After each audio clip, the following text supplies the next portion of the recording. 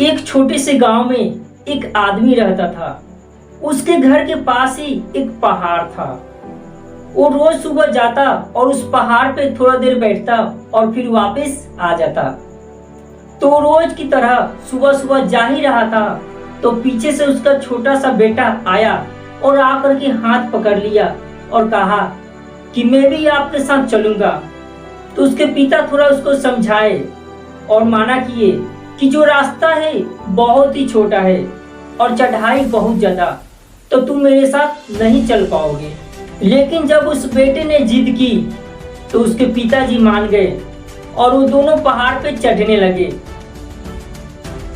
पिता ने बेटे का हाथ कस के पकड़ा हुआ था। लेफ्ट साइड में पहाड़ थी और राइट साइड में खाई थी और रास्ता बहुत ही छोटा।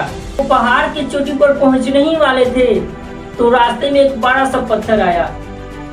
लेकिन उसके पिता उसी रास्ते से रोज आते थे, तो उनको मालूम था कि रास्ते में बड़ा सा पत्थर है, तो उस साइड से निकल गए।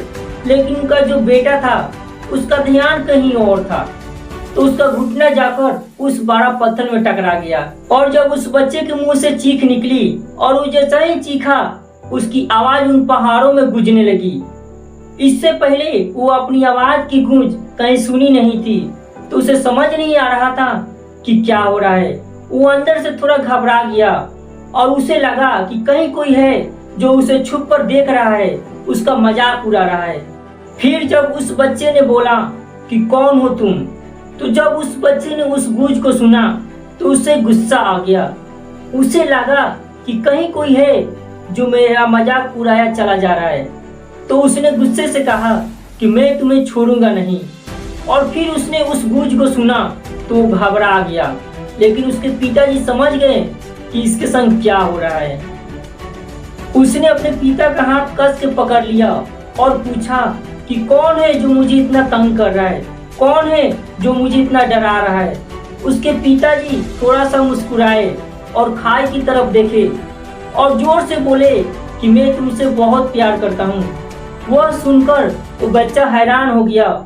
उसे समझ नहीं आ रहा था कि क्या हो रहा है, क्योंकि वही इंसान उसे तंग कर रहा है, वही इंसान उसका मजाक उड़ा रहा है, वही अपने पिता से बोल रहा है कि मैं तुमसे बहुत प्यार करता हूँ। तो उसके पिता उसे देखकर समझ गए उसके मन में क्या चल रहा है और फिर दोबारा बोले कि तुम बहुत अच्छे हो। ये बात सुनकर वो बच्चा थोड़ा मुस्कुराया और अपने पिता से पूछा कि ये क्या हो रहा है मेरे संग। फिर उसके पिता अपने बेटे को थोड़ा समझाया और कहा कि ये जो आवाज तुम सुन रहे हो ये ना किसी और की नहीं, ये तुम्हारा ही आवाज है जो कि इन पहाड़ों में गूंज रही है। ये तुम्हें अपनी ही आवाज सुनाई दे रही है। जैसे तुम बोलते हो ठीक वैसे ही तुम्हें सुनाई देता है।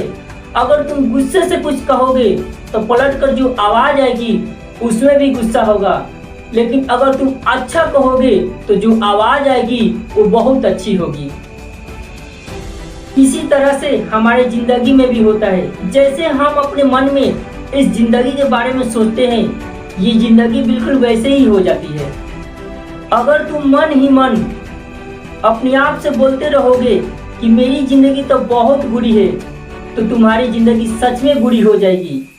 लेकिन अगर अपनी जिंदगी से प्यार करोगे तो जिंदगी भी तुमसे प्यार करेगी। ये बात उस बच्चे के दिमाग में गड़ गई और वो दोनों पहाड़ की चोटी पर चले गए। लेकिन उसके दिमाग में यही बात घूम रही थी।